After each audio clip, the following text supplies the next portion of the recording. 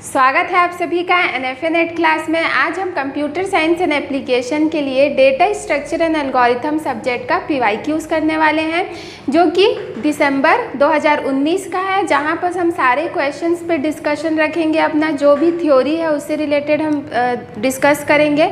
तो चलिए स्टार्ट करते हैं। जो हमारा जो सबसे पहला क्वेश्चन है इस ईयर का, वो किससे रिलेटेड है? यहाँ पर हमें प्रायोरिटी क्यू से पूछा गया है। ठीक है, जो फर्स्ट क्वेश्चन है हमारा वो प्रायोरिटी क्यू से पूछा गया है। तो सबसे पहले आपको सिंपल जो क्यू होता है वो आपको पता है। उसमें हम दो ऑपरेशन मतलब दो चीज़ें रहती है वहाँ पर। एक क्या रहता है, फ्रंट से हम क्या करते हैं, रिमूव करते हैं, और रेयर से हम क्या करते हैं, ऐड करते हैं। जो किस पे वर्क करता है, फर्स्ट इन फर्स्ट आउट पे वर्क करता है। ये तो हमें सभी को पता है। ठीक है, यहाँ पर जो क्वेश्चन है वो हमें पूछ रहा है किस चीज़ से रिलेटेड, कि वर्स्ट केस रनिंग टाइम क्या होगा जब हम कोई एलिमेंट को क्या करना चाहते हैं, इंसर्ट करना चाहते हैं, एंड दूसरा उस पर हम क्या करना चाह रहे हैं, एक्सट्रैक्ट करना चाह रहे हैं मीन एलिमेंट को। ठीक है, मतलब कोई एलिमेंट है उस क्यू में जिसमें हम इंसर्ट करना चाह रहे हैं एक वैल्यू को, एक एलिमेंट को, और दूसरा उसमें ऑपरेशन क्या परफॉर्म करना है, एक मिनिमम एलिमेंट जो होगा उसे हम क्या करना चाह रहे हैं, एक्सट्रैक्ट करना चाह रहे हैं, एक्सेस करना चाह रहे हैं। तो वो और किस पे इम्प्लीमेंट होगा कहने की बात है, तो प्रायोरिटी क्यू पे इम्प्लीमेंट होगा। क्लियर है? तो यहाँ पर बता भी दिया है कि जो एरे होगा, ठीक है, जो एलिमेंट्स होंगे वो किस फॉर्म में होंगे, अनस्ट्रक्चर्ड एरे फॉर्म, अनशॉर्टेड फॉर्म में होंगे। अनशॉर्टेड मतलब कि इधर उधर है, मतलब कोई भी इंक्रीजिंग ऑर्डर में नहीं है, डिक्रीजिंग ऑर्डर में नहीं है, सिर्फ अनशॉर्टेड एलिमेंट्स है। तो यहाँ पर हमें इंसर्शन और एक्सट्रैक्ट करना है मिनिमम एलिमेंट को, तो उसमें हमें कितना समय लगेगा, कितना टाइम लगेगा, वो पूछ रहा है। तो सबसे पहले प्रायोरिटी क्यू क्या होता है? प्रायोरिटी क्यू में भी वही एलिमेंट्स होंगे, उसमें भी हम उसी तरीके से फ्रंट करके रेयर करके सारी चीज़ें वर्क करेंगे। बस उसमें डिफरेंस क्या हो जाता है कि उसमें हर एक एलिमेंट्स का, ठीक है, जो भी जैसे मान लीजिए कुछ एलिमेंट है, कुछ एरे में एक एरे है जिसमें हमने कुछ एलिमेंट लिया है, ठीक है, तो यहाँ पर कुछ एलिमेंट है और हर एक एलिमेंट का क्या होगा, एक प्रायोरिटी वैल्यू होगी। ठीक है, उसकी वैल्यू क्या होगी, एक वैल्यू दी जाएगी जिसको हम प्रायोरिटी वैल्यू बोलेंगे, और जिसकी वैल्यू, जिसकी प्रायोरिटी लीस्ट होगी वो क्या कहलाएगा, उसके लिए हाईएस्ट प्रायोरिटी बनेगा, और वही उसी को प्रायोरिटी दी जाएगी कि वो उस क्यू में एंटर हो सके। क्लियर है? तो यहाँ पर हमें उसी तरीके से वर्क करना है। पूछा है हम लोगों की सिर्फ रनिंग टाइम क्या होगा इसका, उसके बारे में पूछा है। तो याद रखिएगा कि जब हम इंसर्ट करेंगे क्यू में, जब हम कोई एलिमेंट इंसर्ट करते हैं तो उस पर हमें टाइम कितना लगता है, ऑर्डर ऑफ 1 की बात होती है। ठीक है, ऑर्डर ऑफ 1 की बात होगी। बट अगर जब हमें मीन एक्सट्रैक्ट करना है, मतलब मिनिमम एलिमेंट एक्सट्रैक्ट करना है, तो हमें क्या करना पड़ेगा, हर एक एलिमेंट से जाके कंपेयर करना पड़ेगा कि क्या ये मेरा मिनिमम वैल्यू है, कि क्या ये मेरा मिनिमम वैल्यू है। तो इस तरीके से हमें हर एक एलिमेंट के साथ ट्रैवर्स करना पड़ेगा, कंपेयर करना पड़ेगा, इसलिए टाइम कितना लग जाएगा, और ऑर्डर ऑफ n लग जाएगा। क्लियर है? तो यहाँ पर जो ऑप्शन होगा वो ऑप्शन ए होगा, जहाँ पर जब हमें इंसर्ट करना है कोई एलिमेंट प्रायोरिटी क्यू में तो ऑर्डर ऑफ 1 का टाइम लगेगा, और जब हमें क्या करना पड़ेगा, मिनिमम एक्सट्रैक्ट करना है तो n टाइम लगेगा। क्लियर है? तो ये था हमारा प्रायोरिटी क्यू से रिलेटेड, जो कि पहला क्वेश्चन था। अगला क्वेश्चन देखते हैं। यहाँ बी ट्री के बारे में बात किया है। बी ट्री जहाँ पर आपको बता दिया है कि कुछ डिस्क ब्लॉक्स हैं यहाँ, मतलब जो नोड है वो रिप्रेजेंट कर रहे हैं डिस्क ब्लॉक को। ठीक है, यहाँ डिस्क ब्लॉक्स, मेमोरी, ये सब चीज़ों पे वर्क किया गया है। नेक्स्ट यहाँ क्या बोल रहा है कि सपोज जो ब्लॉक है वो होल्ड कर रहा है कितना, 8192, मतलब 8192 बाइट्स को होल्ड कर रहा है। ठीक है, एक डिस्क ब्लॉक, मतलब एक नोड क्या रिप्रेजेंट कर रहा है, हर एक डिस्क ब्लॉक को रिप्रेजेंट कर रहा है। तो वहाँ पर कितना वो होल्ड कर सकता है, 8192 बाइट्स को। ईच की यूजेस 32 बाइट्स। जो की वैल्यू होगी, की साइज़ होगी, हर एक की का साइज़ कितना होगा, 32 बाइट्स का होगा। बी ट्री का जो ऑर्डर होगा वो m, and there are m-1 keys की बात किया है। सिंस जो भी ब्रांच है डिस्क ब्लॉक का, हम एज्यूम कर रहे हैं कि जो ब्रांच है, ठीक है, ब्लॉक पॉइंटर वो 4 बाइट का है, तो हमें बताना है कि टोटल मेमोरी रिक्वायरमेंट कितना लगेगा नॉन लीफ नोड के लिए। टोटल मेमोरी की बात कर रहा है, किसके लिए, नॉन लीफ नोड के लिए बात कर रहा है। तो इसके लिए एक फॉर्मूला है वो हमें याद रखना है, जो क्या होता है, m इंटू ब्लॉक पॉइंटर जिसे मैं शॉर्ट में लिख रही हूँ, प्लस यहाँ पर क्या हो जाएगा n-1 इंटू की का साइज। क्लियर है ये? तो इस पे हमें वैल्यू पुट करना और हमें उनका जो मेमोरी रिक्वायरमेंट्स है वो हमें पता चल जाएगा नॉन लीफ नोड के लिए। तो ये नॉन लीफ नोड की बात कर रहे हैं, यहाँ वैल्यू पुट करो, m की वैल्यू हमें पता नहीं है, वो उसी तरीके से रहेगा। ठीक है, कैपिटल M रख सकते हो, स्मॉल m रख सकते हो, जो भी हमें क्वेश्चन के अकॉर्डिंग देख के चलना है। तो यहाँ पर जो m है वो तो हमें पता नहीं है। Next block pointer, block pointer हमें कितना दिया गया है, ब्लॉक पॉइंटर मतलब कि ये ब्रांच की वैल्यू कितनी है 4 है, तो ये 4 हो जाएगा, प्लस m-1 हमें पता नहीं है। की साइज़ कितना दिया है 32 बाइट्स दिया है, तो ये क्या हो जाएगा 32। नेक्स्ट इसे हम जब हम सिंप्लीफाई करेंगे और इक्वेशन सॉल्व करेंगे तो ये कितना हो जाएगा 32m-32, इस तरीके से होगा। फिर ये 32 प्लस 4m कितना हो जाएगा 32, और ये 36m और -32। तो यहाँ जो मेमोरी रिक्वायरमेंट्स लगेगा वो कितना लग रहा है, मतलब नॉन लीफ नोड के लिए जो मेमोरी का रिक्वायरमेंट लगेगा वो कितना लग रहा है 36m-32, जो कि वैल्यू कौन सा है, मतलब ऑप्शन कौन सा होगा, ये वाला होगा 36m-32। क्लियर है? तो इस तरीके से हमें बी ट्री के लिए नॉन लीफ नोड का जो फॉर्मूला था वो हमें लगाना था और उसके अकॉर्डिंग हमें सॉल्व करना था। ये था हम लोग का अगला क्वेश्चन। बढ़ते हैं आगे। यहाँ पर जो क्वेश्चन पूछ रहा है वो क्लिक ग्राफ से है। ठीक है, जहाँ क्या आपको बोला है कि अ clique is an undirected graph. एक क्लिक ग्राफ है जो क्या है, अनडायरेक्टेड ग्राफ है, जिसमें वर्टाइसेस और एजेस के सेट हैं उस ग्राफ में। Is a subset V dash, एक सबसेट क्रिएट किया जा रहा है जो कि वी डैश है, किसका, वी वर्टाइसेस का। मतलब जो वी वर्टाइसेस के जो सेट्स हैं उसमें से हम सबसेट निकालेंगे, जिसे हम किससे रिप्रेजेंट कर रहे हैं, वी डैश से कर रहे हैं।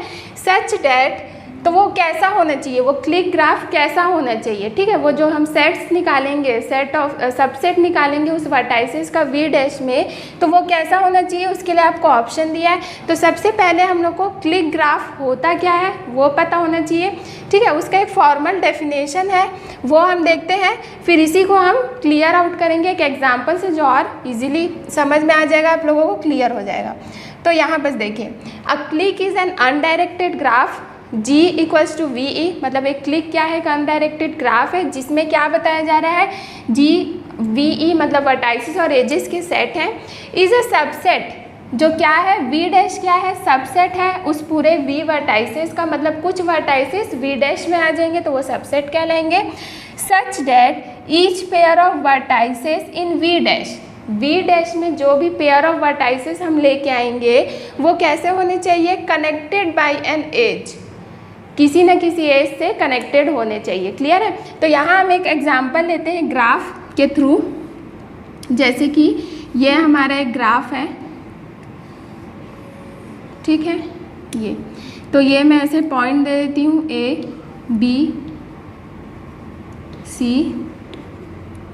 D E और ये F है, और मैं इस तरीके, तो ये एक हमारा ग्राफ है जो हम क्लिक ग्राफ इसमें बताएंगे। तो यहाँ वर्टाइसेस आपको दिख रहा है, वर्टाइसेस मतलब V का सेट क्या क्या आ जाएगा, अगर मैं V सेट निकालूंगी तो V में कितने वर्टाइसेस आएंगे, A B C D E और F, 6 वर्टाइसेस है।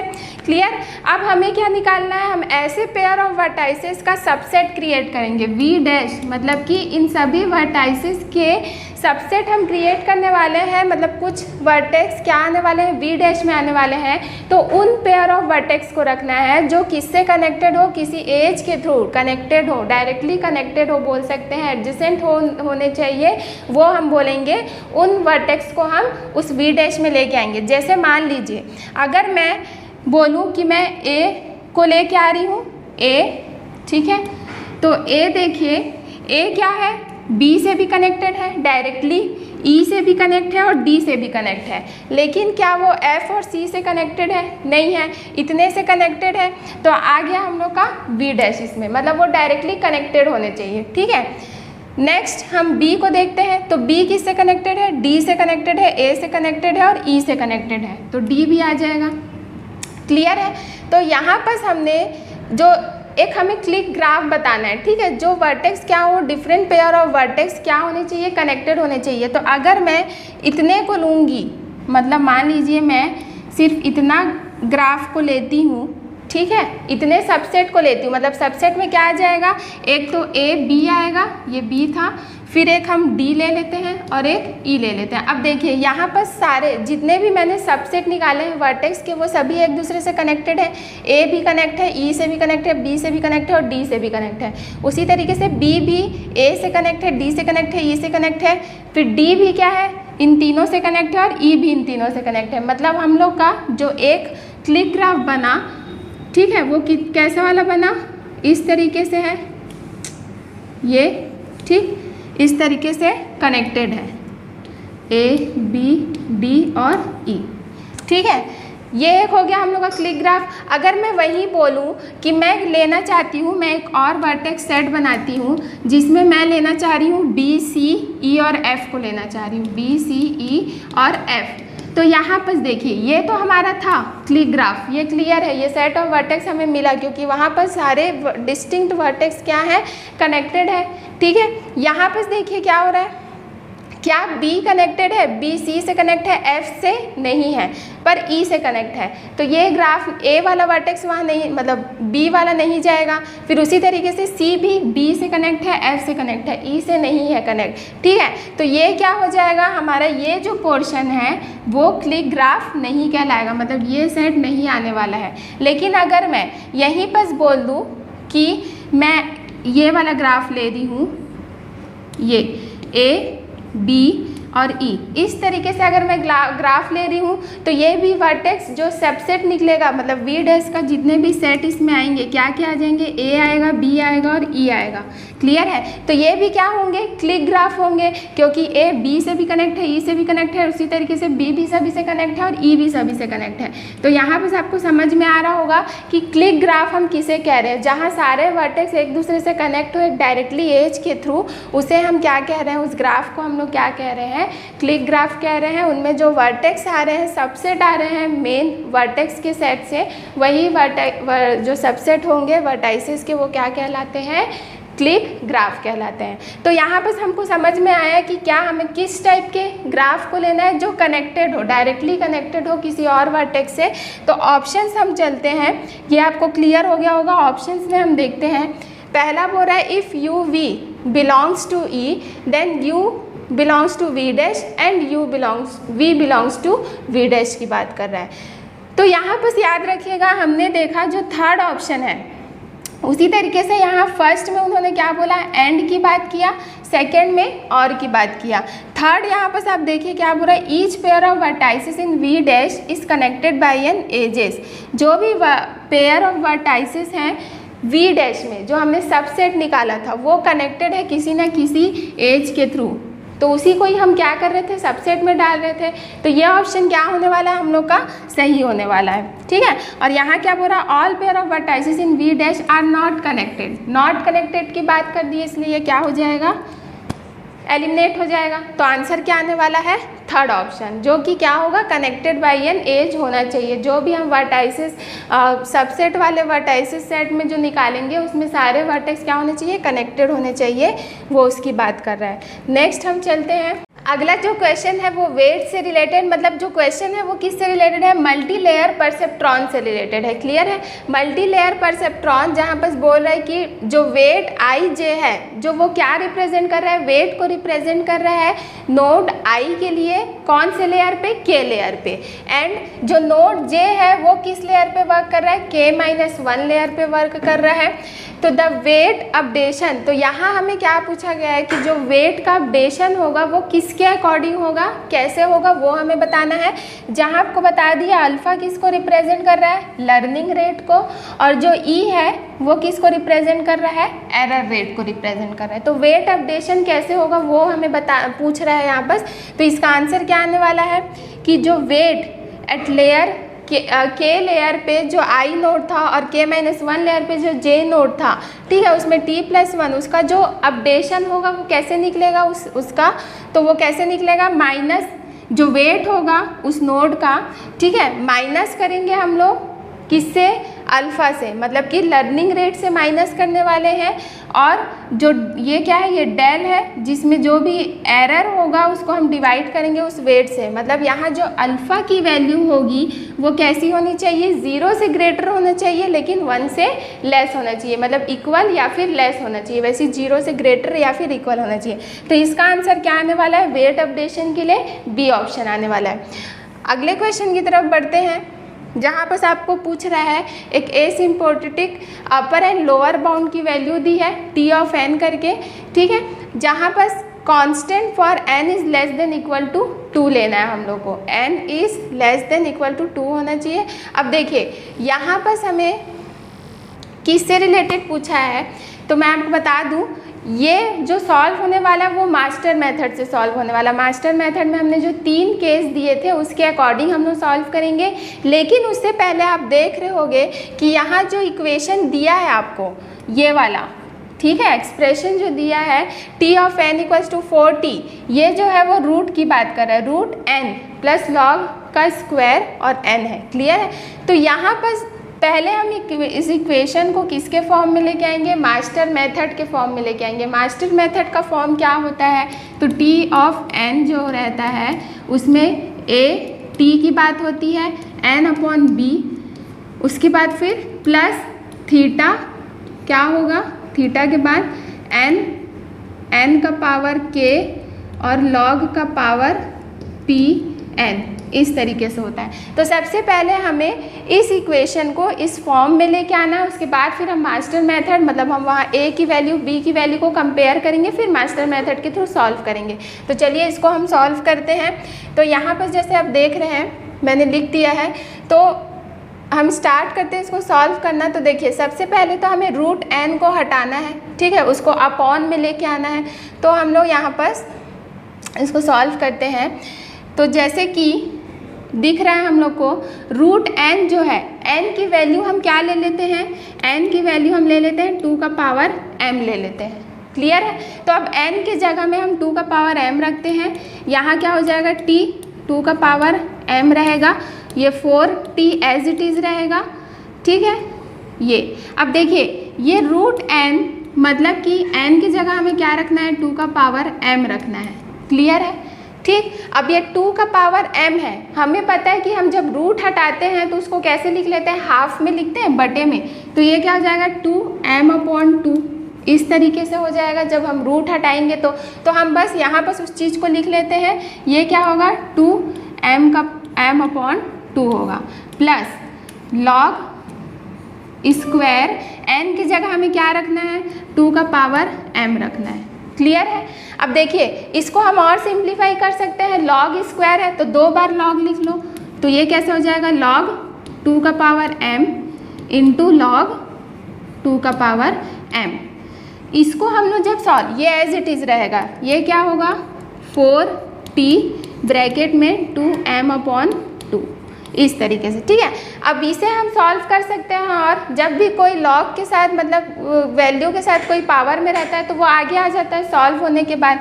तो ये किस तरीके से हो जाएगा, m और ये log 2। तो यहाँ पर कुछ नहीं है, मतलब 2 है बेस, तो इतनी की वैल्यू क्या हो जाती है, 1 हो जाती है, मतलब बचेगा क्या, m बचेगा। तो हम इसको डायरेक्ट क्या कर देते हैं, m ही लिखते हैं, ठीक है। और उसी तरीके से यहाँ पर भी सेम होगा, तो m इंटू m, मतलब कि क्या होने वाला है, m का स्क्वायर होने वाला है। और यहाँ पर आपका क्या है, 4t 2 का पावर m/2। क्लियर है। इतना सॉल्व करने के बाद नेक्स्ट अब जो स्टेप हम लेंगे सॉल्व करने के लिए वो क्या होगा कि हम सबसे पहले ये 2 का पावर m/2 है उसको हम लॉग से सॉल्व कर लेते हैं, ठीक है। लॉग से सॉल्व करेंगे और जहाँ जहाँ t है उसके जगह हम sm रखने वाले हैं, मतलब s ऑफ m की बात करेंगे। जहाँ t ऑफ n था वहाँ हम s ऑफ m की बात करेंगे। और ये क्या होगा, जो t 2 का पावर m/2 था उसको हम लॉग से सॉल्व करेंगे। तो जैसे हम यहाँ लॉग से सॉल्व कर रहे थे, जो पावर था वो आगे आ जा रहा था, वैसे ही हम यहाँ भी करेंगे। तो ये 2 के पावर में m/2 है, मतलब ये क्या हो जाएगा m/2 और log 2 इस तरीके से रहता है। तो ये वैल्यू क्या होती, 1 होती, ठीक है। मतलब अब जो वैल्यू आ गई हम लोग की वो m/2 आया। ठीक है। अब इसको क्या करो, इस इक्वेशन में पुट कर दो, ये वाले में, मतलब यहाँ पर। तो ये कैसा हो जाएगा,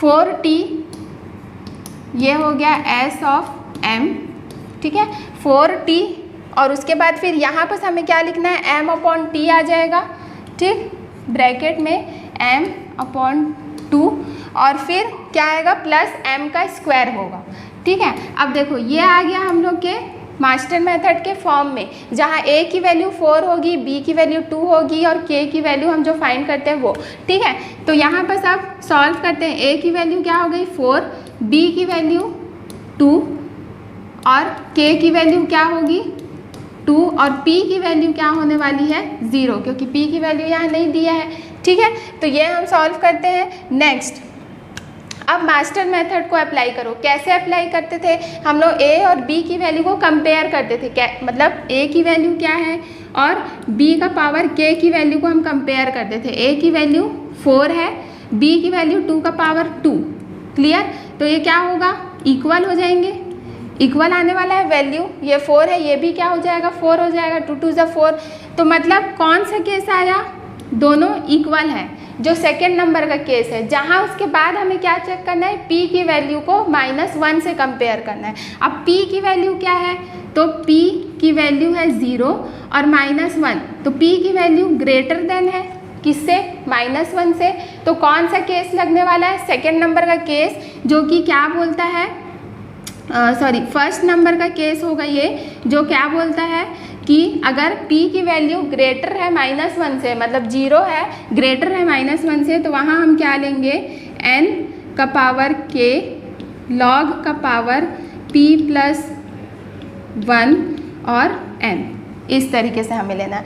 अब हम क्या करेंगे, k और p की वैल्यू को पुट कर देते हैं। तो k की वैल्यू क्या है 2 है, तो n का पावर 2 log p की वैल्यू क्या है 0, 0 प्लस 1 यानी 1, और ये n, इस n को हम लोग क्या कर लेते हैं, m में कन्वर्ट कर देते हैं, क्लियर है। तो m में जब हम लोग कन्वर्ट करेंगे तो ये m का स्क्वायर log m, इस तरीके से है।